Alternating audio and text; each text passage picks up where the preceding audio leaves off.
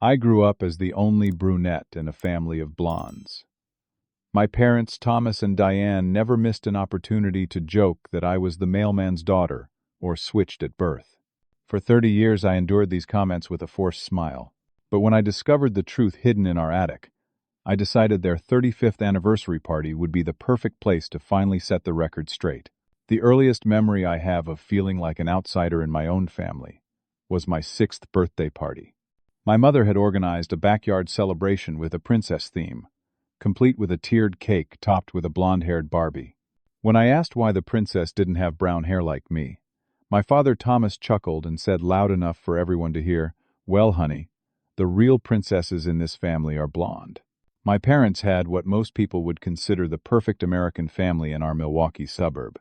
Thomas was a successful architect whose firm designed half the modern buildings downtown, while my mother Diane ran a thriving pediatric practice. They looked like they stepped out of a magazine spread, both tall and slender with naturally wavy blonde hair, bright blue eyes, and the kind of casual athleticism that made everything from tennis to skiing look effortless. My older siblings, Jack and Melissa, were perfect reflections of our parents. Jack excelled at every sport and carried a 4-point GPA through high school before heading to Northwestern on a partial baseball scholarship. Melissa was homecoming queen who went on to become a corporate attorney in Chicago.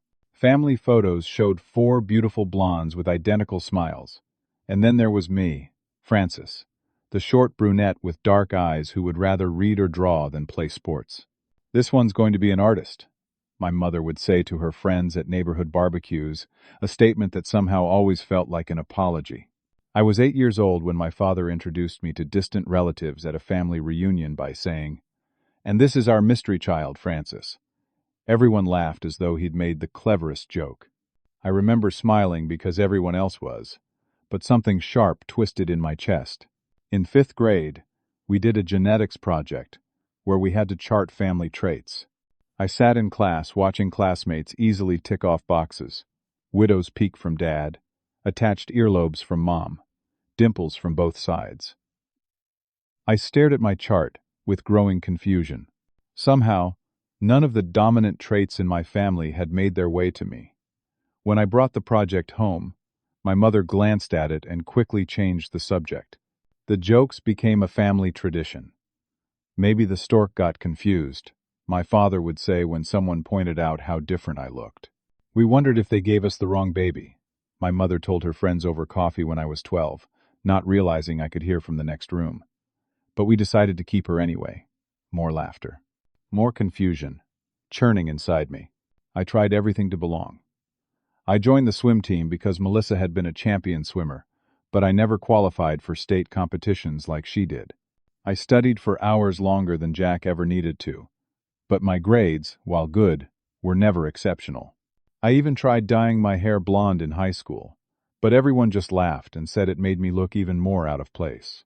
By 17, I'd developed the perfect defense mechanism: overachieve in areas my family didn't care about. I won state art competitions, edited the school literary magazine, volunteered at the local homeless shelter.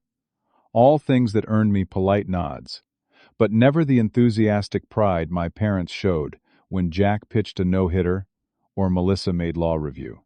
The pivotal moment came when I was 19, home from my first year at University of Wisconsin. My father had been rushed to the hospital with appendicitis. As the doctor prepared him for emergency surgery, she asked about allergies and medical history. "No allergies," my mother said confidently. "And he's AB positive, just like me." Something tickled at the back of my mind from my college biology class. Later that night, I asked my mother casually, "What's my blood type again?" "O negative," she said without hesitation. "The universal donor, remember? You get that from your grandfather." That night, I pulled out my biology textbook and confirmed what I'd suspected. If both my parents were AB positive, there was no way I could be O negative. It was genetically impossible. That knowledge settled in my chest like a stone. The first concrete evidence that the family jokes might have been covering something much more serious than I'd ever imagined. College became my sanctuary, a place where nobody knew about the genetic mismatch that had begun to haunt my thoughts.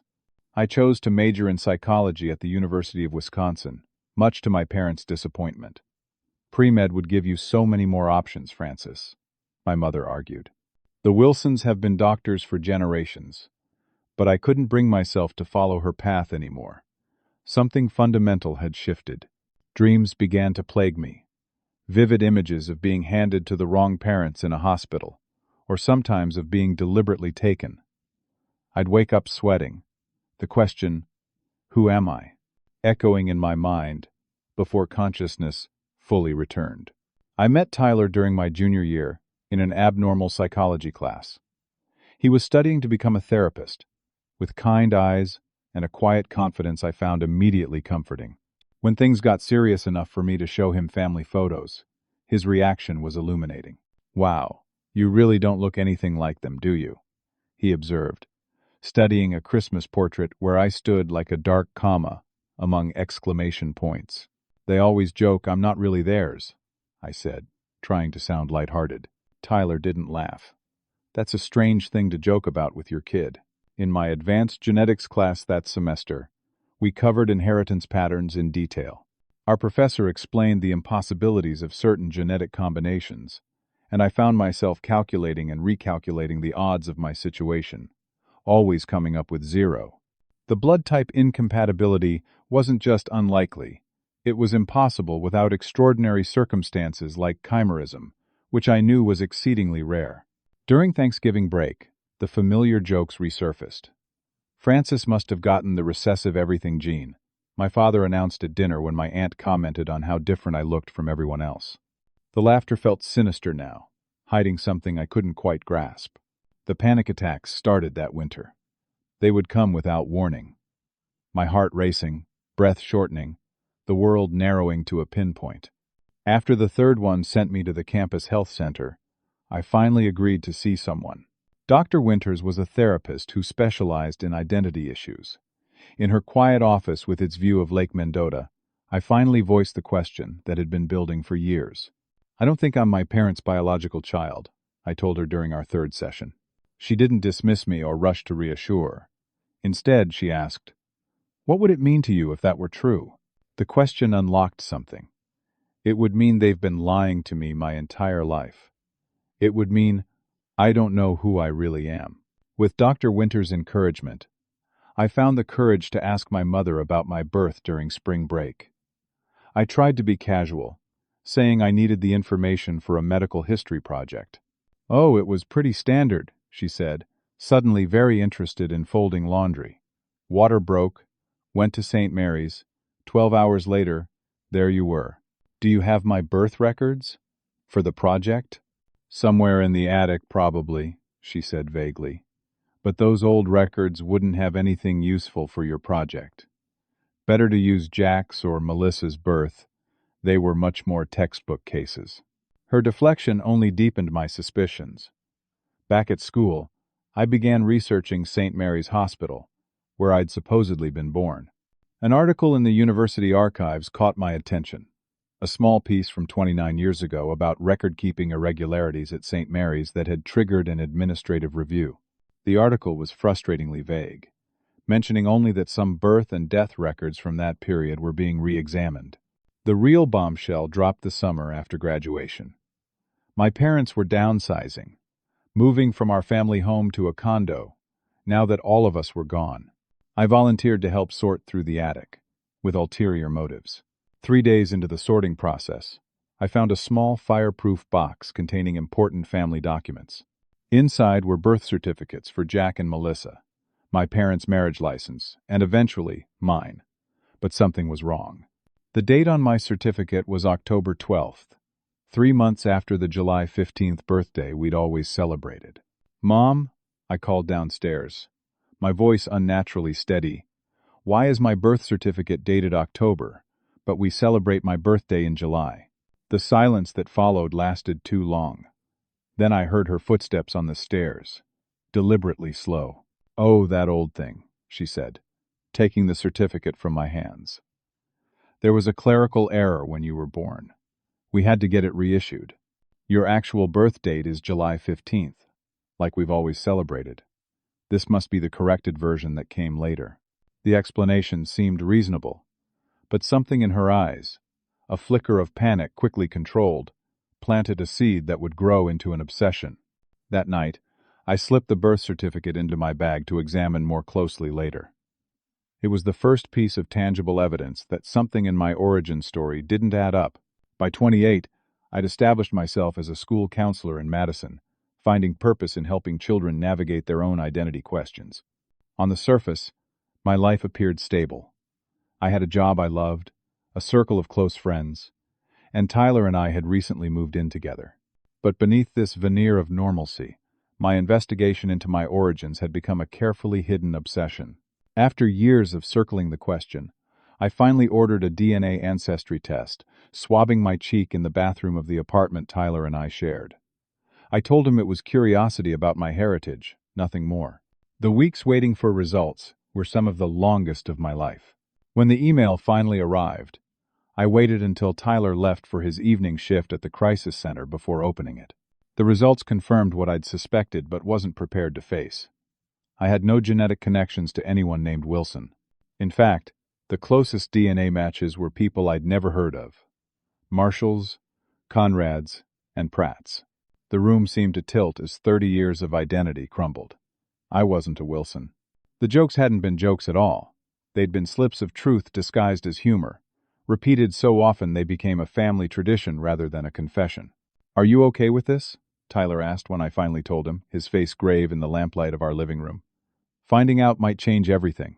Not knowing is already changing everything," I replied. "I need truth more than I need comfort." The next day, I contacted a genealogist named Sarah Watkins, who specialized in family mysteries.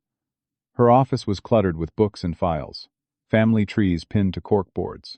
She reviewed my test results with professional detachment. "These results are definitive," she confirmed. "You share no significant DNA with the Wilson family, but you have several second and third cousin matches that could help us trace your biological family."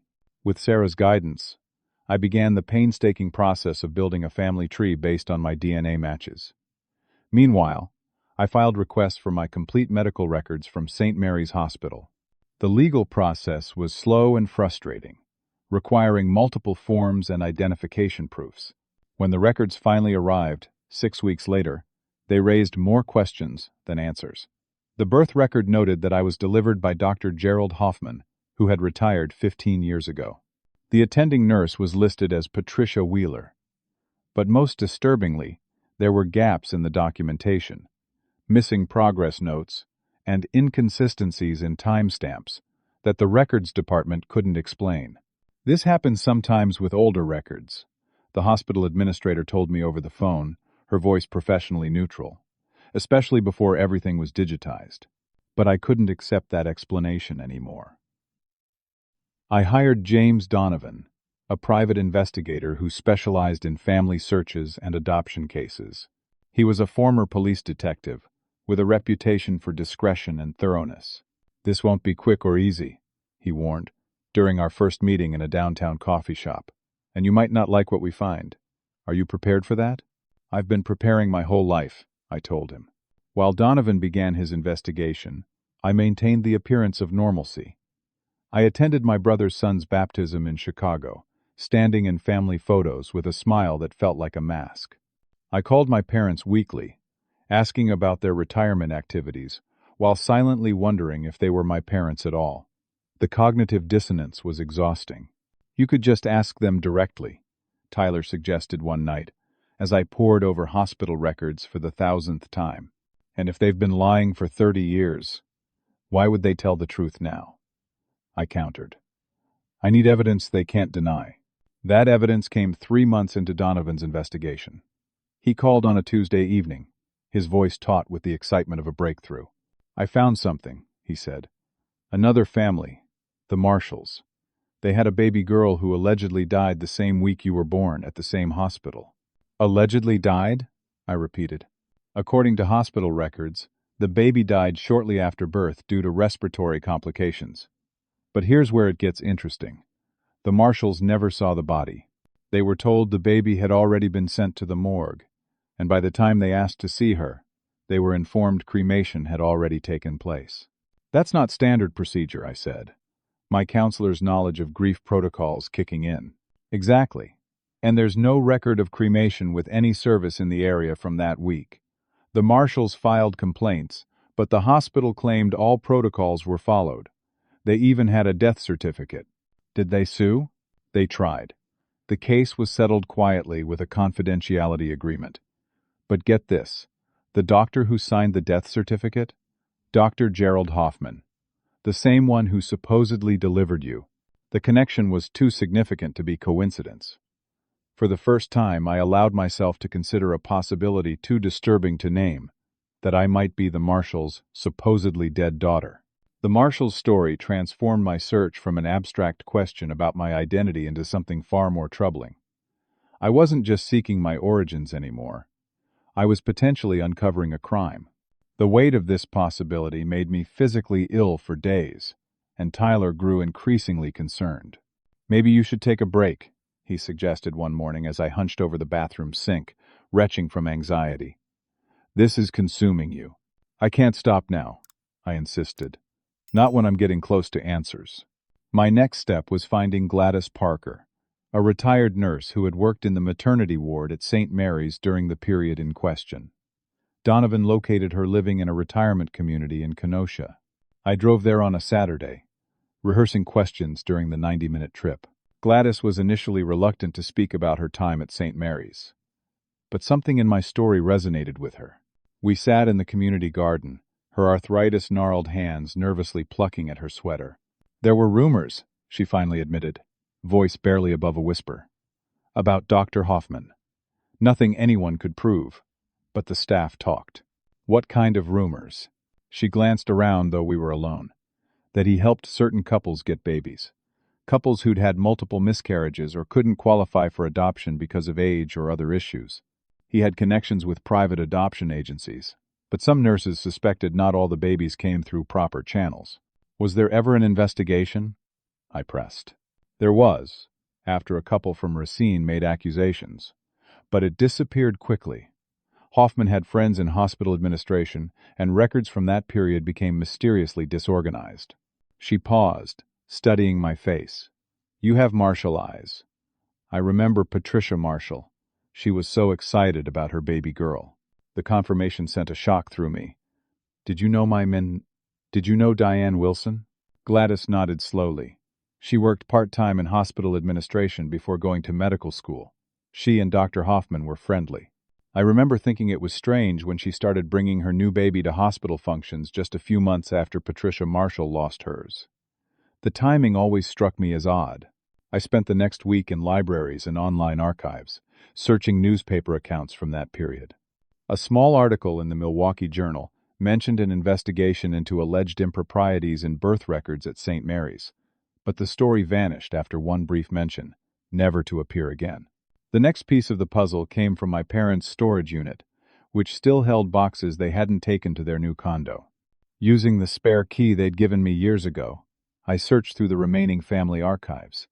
In a water-damaged box of old papers, I found my mother's journals from that period. The entries started optimistically after Melissa's birth. "Trying again for our third. Thomas wants another boy, but I'd be happy with either." But as months passed, the tone darkened. Another negative test. "Started bleeding again today. This makes 4 losses now. Dr. Rani suggests we stop trying.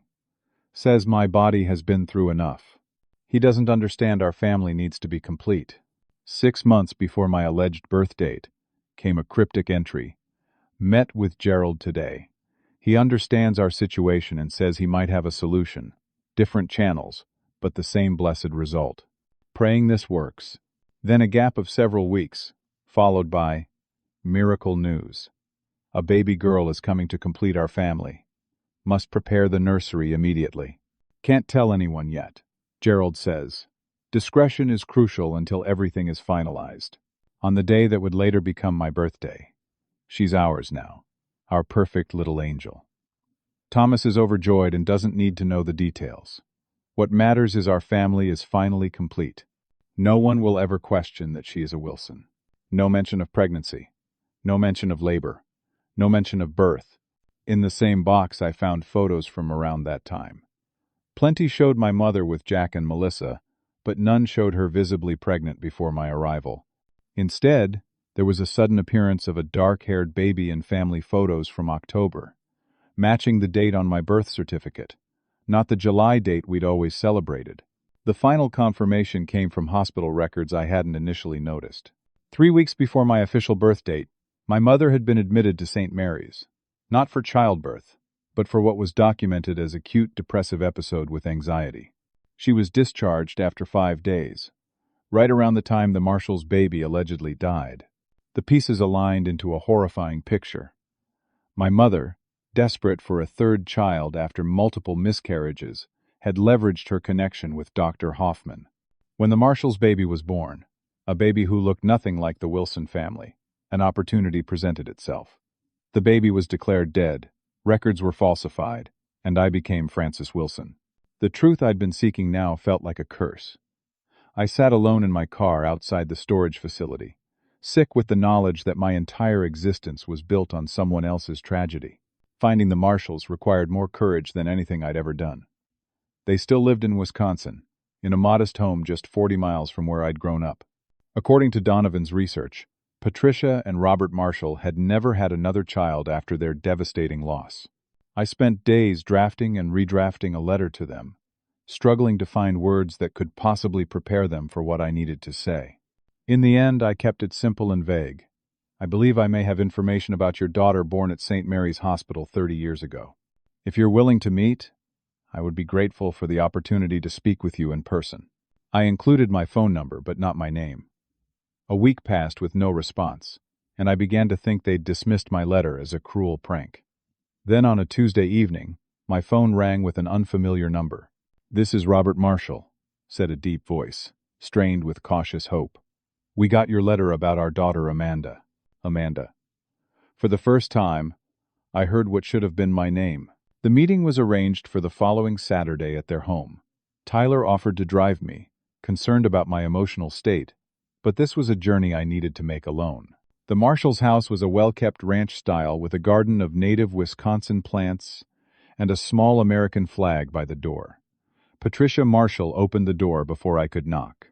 She was in her early 60s, petite with silver-streaked dark hair and eyes exactly like mine.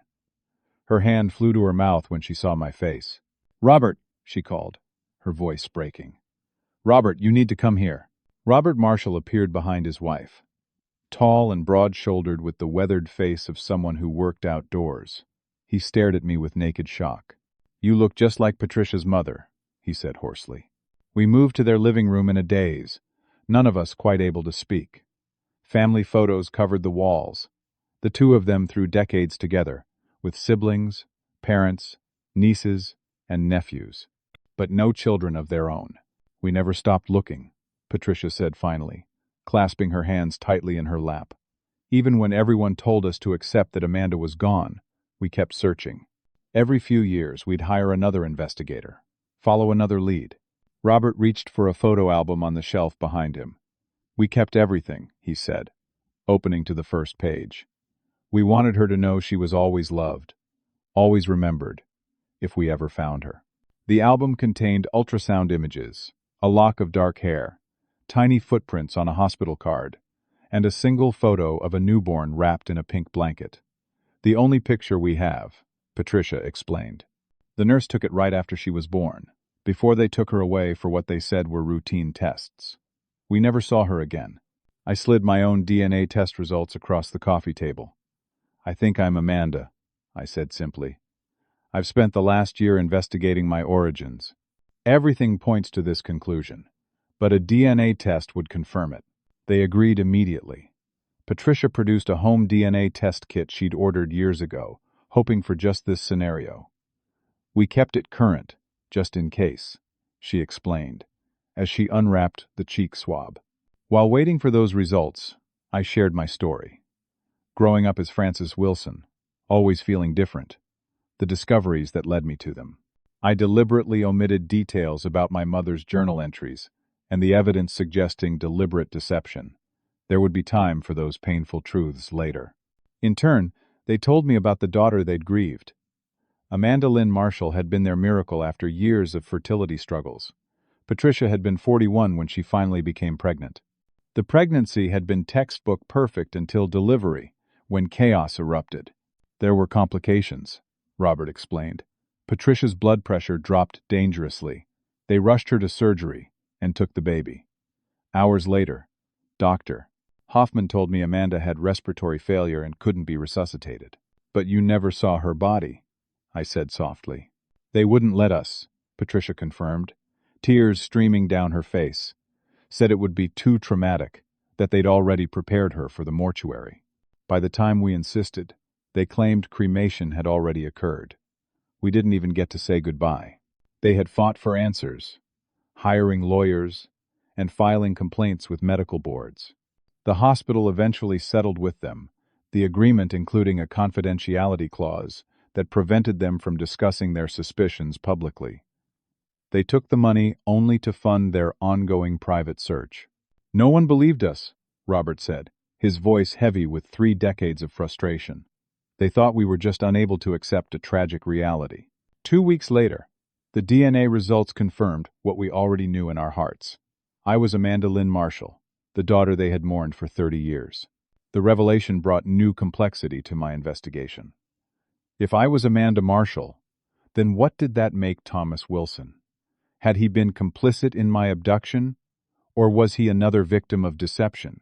I posed this question to Donovan, who had continued digging into hospital records.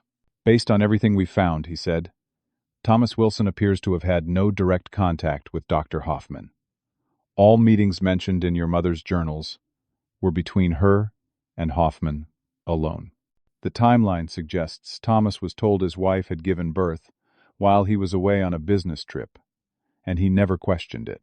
This matched my own experience of my father, loving but somewhat detached from family logistics, happy to let my mother handle the details of our lives while he focused on his architectural firm. It seemed increasingly likely he had been an unwitting participant in whatever arrangement brought me into the Wilson family. The realization added another layer to my already complicated emotions.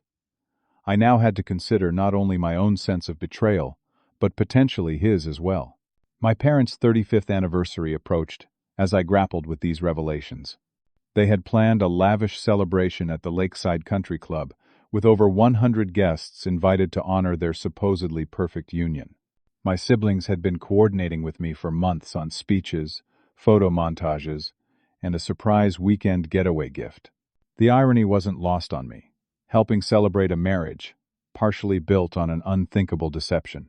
Every planning call with my mother now felt like navigating a minefield, her cheery instructions about centerpieces and music playlists sounding hollow against what I knew. The party gives us the perfect opportunity, Tyler said one night as we discussed my options. Everyone who matters in their lives will be there. If you're going to confront them, that setting ensures they can't simply dismiss it or sweep it away. It feels cruel, I admitted, turning their celebration into a public reckoning. Crueler than stealing someone's baby and making her feel like an outsider in her own family for 30 years? His voice was gentle but firm. You deserve truth, Francis. The Marshalls deserve acknowledgement. Your father deserves to know what happened. I decided to meet with Thomas alone before the party, to gauge his knowledge and prepare for what might come. I invited him to lunch at our old favorite diner, where we'd had Saturday breakfasts throughout my childhood. At 65, he remained handsome and vibrant, though retirement had softened his once rigid schedule. This is a nice surprise, he said, sliding into the booth across from me. Usually I have to share you with your mother at these family get-togethers. I studied him carefully as we ordered, looking for any sign of discomfort or guardedness. There was none, just the same affectionate, slightly distracted manner he'd always had with me. Dad, I began once our food arrived. I've been thinking a lot about family lately, about what makes us who we are. Getting philosophical in your old age? He teased, dousing his eggs in hot sauce as he always had. I was looking through old photo albums recently, I continued, watching his face. I noticed something odd. There aren't any pictures of Mom pregnant with me, not like there are with Jack and Melissa. He paused, fork halfway to his mouth. Huh. Never noticed that myself. Your mother was always the one organizing the photos. Do you remember much about when I was born? His eyes grew distant, with memory. I was in Boston for a project. Your mother called to say she'd gone into labor early. You weren't due for another 6 weeks. By the time I could get a flight back, you'd already arrived. He smiled fondly. Tiniest little thing with a full head of dark hair.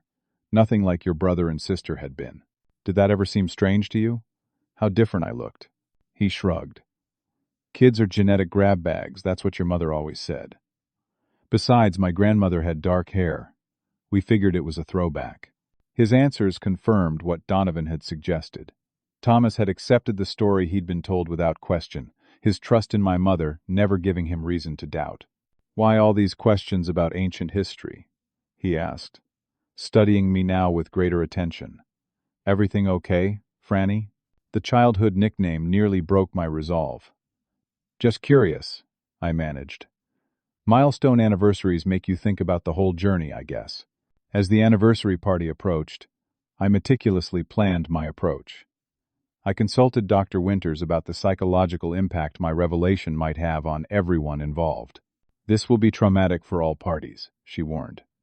Your father will experience a profound betrayal of trust. Your siblings will question their entire family narrative.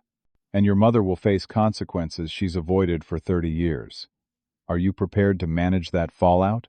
What about the Marshalls? I asked. Don't they deserve resolution after all this time? They do, she agreed. But resolution doesn't have to mean destruction. There are ways to bring truth to light without unnecessarily traumatizing innocent parties. With this guidance, I decided on a measured approach.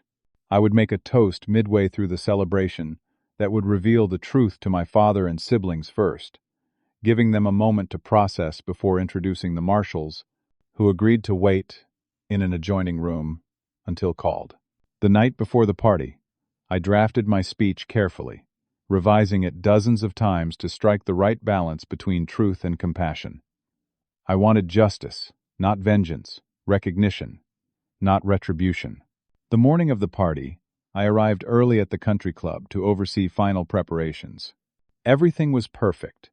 Tables adorned with white roses and silver anniversary decorations. A multi-tiered cake matching their original wedding design.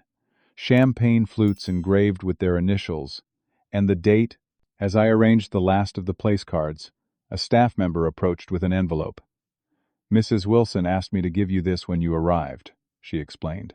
Inside was a handwritten note from my mother. Francis, on this day, celebrating the family your father and I built together, I feel I must unburden myself of something I've carried alone for too long. I know you've been asking questions about your birth. I did what I believed was necessary to complete our family after so much loss. I convinced myself it was meant to be, that you were meant to be ours. I hope someday you'll understand it came from love, however misguided. We'll talk after the celebration. Mom.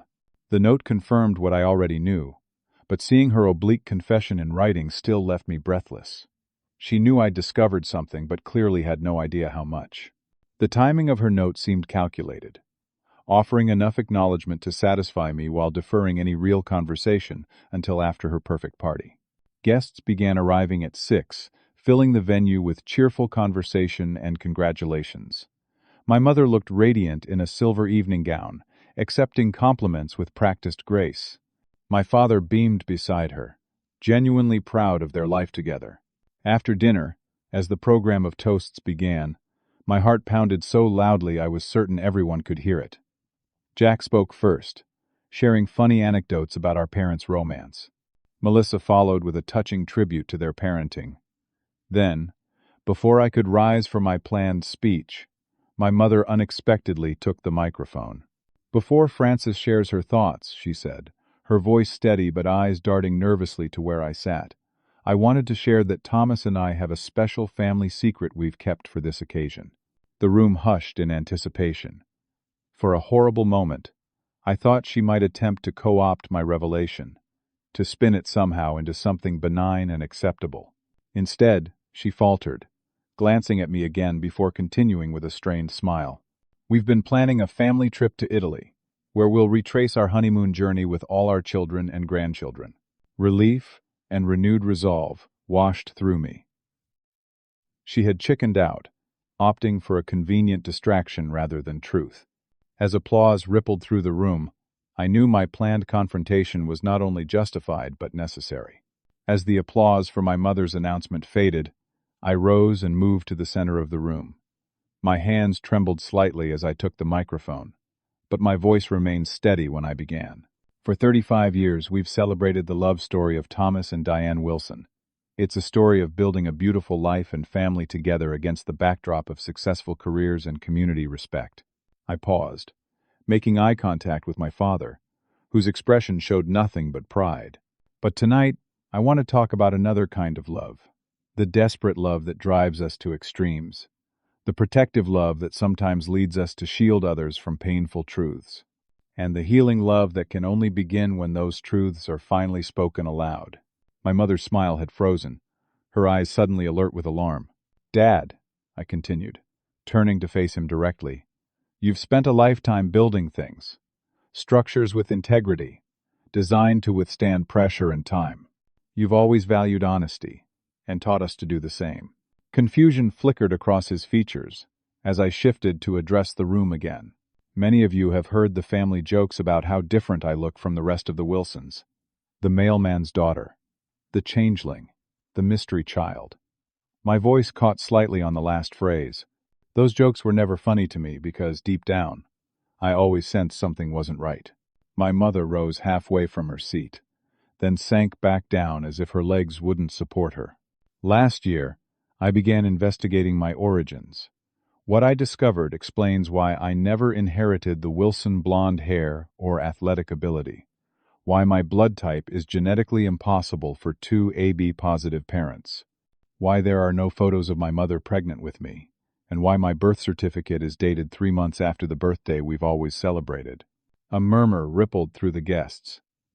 My siblings exchanged bewildered glances. I am not Francis Wilson by birth. DNA testing confirms I am Amanda Lynn Marshall, born to Patricia and Robert Marshall at St. Mary's Hospital 30 years ago. The Marshalls were told their daughter died shortly after birth, but no death certificate was ever properly filed, no autopsy performed, no body ever shown to the grieving parents. The room had fallen completely silent now. My father's face had drained of color, his eyes moving rapidly between me and my mother. Through hospital records and personal journals, I've confirmed that Diane Wilson, working with Dr. Gerald Hoffman, arranged for the Marshalls' healthy newborn to be declared dead and given to the Wilson family as their third child. Thomas Wilson was told his wife had given birth while he was away on business, and he never had reason to question that story. My mother stood abruptly. "Francis, stop this immediately. You're creating a scene based on ridiculous misunderstandings." "I have your journals, Mom," I interrupted quietly. "I know about the miscarriages after Melissa. I know about your meetings with Dr. Hoffman and his promise to complete your family through different channels. I know I wasn't born to you." Her face crumpled, the careful facade finally breaking. My father rose slowly, his expression transforming from shock to horror. "Diane?" His voice held a question and plea all at once. "Tell me this isn't true." When she couldn't meet his eyes, he had his answer. "There's more," I said gently. "The Marshalls never stopped looking for their daughter. For 30 years, they've mourned and searched while living just 40 miles from where I grew up." I turned toward the side door and nodded. The Marshalls entered hesitantly, looking both out of place and strikingly familiar among the stunned guests. Patricia's dark eyes, my eyes, scanned the room until they found me. "I'd like to introduce you to Patricia and Robert Marshall," I said. "My biological parents." What followed was chaos and raw emotion. My father staggered backward, supported by Jack, who looked shell-shocked himself. Melissa burst into tears. My mother collapsed into her chair, finally surrendering to the truth she'd hidden for 3 decades. The guests began to discreetly exit as the family drama unfolded, understanding this was no longer a celebration but the beginning of a painful reckoning. Within 20 minutes, only the key players remained: the Wilsons, the Marshalls, and me, caught between worlds. "How could you do this?" Thomas finally asked his wife, his voice hollow with betrayal.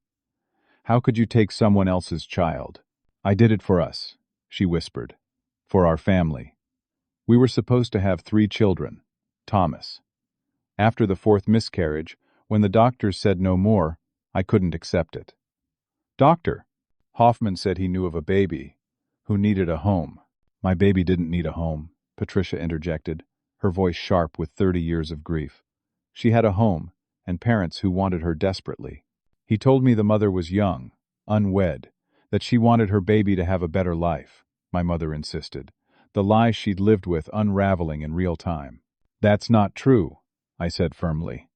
"The hospital records show you knew exactly whose baby I was. You worked in administration. You had access to patient information. You knew the Marshalls had a daughter born the same day your staged early delivery supposedly happened." As the full truth emerged through painful conversation, the depth of the deception became clear. My mother had exploited her hospital connections, and Dr. Hoffman's questionable ethics to orchestrate an elaborate fraud, one that had given her the complete family she desperately wanted while destroying another family's joy. "I want to press charges," Robert Marshall said when the story was fully told. "This was kidnapping, fraud, and God knows what else." The word kidnapping visibly shook my father and siblings, who were still processing their own sense of betrayal. "Before any legal decisions are made," I said, "I think we need time to consider what justice really looks like in this situation. Criminal charges would create public spectacle and more trauma for everyone involved." Over the following weeks, both families agreed to handle the situation privately, with certain non-negotiable conditions. My mother would receive intensive psychiatric treatment to address the mental health issues that had driven her actions. The full truth would be documented with affidavits from all parties. The Marshalls would receive a significant financial settlement from my mother's personal assets. And perhaps most importantly, both families would find a way forward that honored the truth while allowing for healing. 6 months after the anniversary party revelation, we gathered for a very different kind of family meeting. My father, who had moved out of the condo he'd shared with my mother, was beginning to rebuild his sense of self separate from the 35-year marriage now revealed to have been partially built on deception. Though the betrayal had aged him, working with a therapist had helped him find unexpected reserves of resilience. My siblings had struggled with their own complex emotions: anger at our mother, confusion about their relationship with me, guilt for never noticing the signs. But slowly, they had come to understand that our connection transcended biology. "You're our sister, period," Jack had told me firmly. "How you came to us doesn't change who you are to us." Most surprisingly, my mother's intensive therapy had finally forced her to confront the profound harm her actions had caused. The carefully constructed justifications she'd built over decades crumbled under skilled therapeutic intervention. Though the road to any kind of forgiveness would be long, her genuine remorse opened the possibility of eventual reconciliation. The Marshalls had chosen not to pursue criminal charges, recognizing that nothing could restore the 30 years lost. Instead, they focused on building a relationship with the daughter they had mourned for so long. I began spending regular time with them, learning family stories, and discovering the countless ways we were connected beyond genetics. My love of art reflecting Patricia's talent for painting, my occasional stubbornness mirroring Robert's determined nature. As for me, I found myself in the unique position of integrating 2 identities, Frances Wilson and Amanda Marshall, into a single authentic self. I legally added Amanda as my middle name, but kept Frances as a recognition of the life and relationships that had shaped me, however complicated their origins. The most unexpected development was the tentative relationship that formed between my 2 fathers. Thomas and Robert, both victims of my mother's deception, found common ground in their shared experience and their concern for my well-being. They began meeting occasionally for fishing trips, their mutual love of the outdoors creating space for healing conversations. 1 year after the revelation, I stood in my apartment with Tyler beside me, hosting a gathering that would have seemed impossible months earlier. The Marshalls chatted comfortably with Jack and Melissa. My father discussed renovation plans with Robert. Even my mother, attending with her therapist's encouragement, sat quietly in a corner, her presence accepted if not yet embraced by all. As we gathered around the table, I tapped my glass for attention. "I have an announcement," I said, reaching for Tyler's hand. "We're engaged." The room erupted in genuine congratulations. Two families united not by choice initially, but now by the conscious decision to move forward together. As I looked around at these people who had all, in different ways, contributed to who I had become, I felt a sense of completeness I had never experienced before. "The truth does set you free," I told them, "but not in the way I expected. I thought discovering my origins would give me a single, clear identity. Instead, it showed me that identity isn't about choosing one truth over another. It's about integrating all our truths, even the painful ones, into a story that makes us whole." My mother raised tearful eyes to meet mine across the room, not asking for forgiveness, but acknowledging the wisdom her actions had inadvertently created in me. My two fathers stood side by side, different in almost every way except their love for the daughter they shared. The journey hadn't been easy, and many difficult conversations still lay ahead. But that evening, surrounded by complicated love in its many forms, I understood that family isn't defined solely by biology or nurture. It's created through honesty, accountability, and the courage to face truth together. Have you ever discovered that a family secret was actually hiding something much deeper? Comment below with your thoughts on how honesty shapes our closest relationships. If this story resonated with you, please like, subscribe, and share to help others find it. Thank you for listening, and may your own journey toward truth bring healing rather than harm.